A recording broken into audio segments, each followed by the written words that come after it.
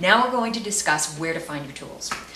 A lot of these tools, number one, you can find at a hardware store. Ball peen hammer you can find at a hardware store, you can find it at Rio Grande, you can find it at Fire Mountain, you can find it at Michael's, craft stores anywhere. Your local hardware store and craft store will have all of this stuff. But a ball peen hammer is most important.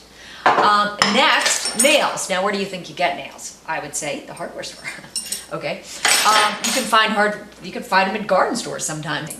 You can also go to the local hardware store, and here you can find punches. Small circles and small like lines. These will punch out super circles. Now these relief punches can really be found only in a few places. Here you might look into Indian Jeweler Supply. They carry some of these relief punches. This is specific to make conchas. You'll see a lot of that. You can also find some of this sort of thing in Tandy's Leather Supply and some of your other leather supply companies.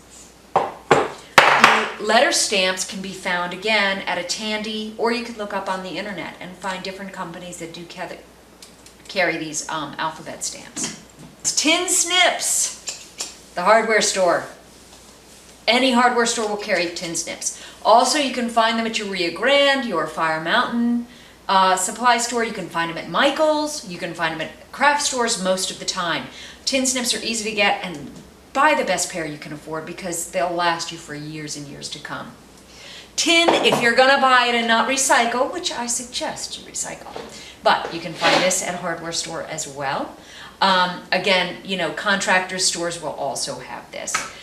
Your wood, please just find it outside. Enjoy it.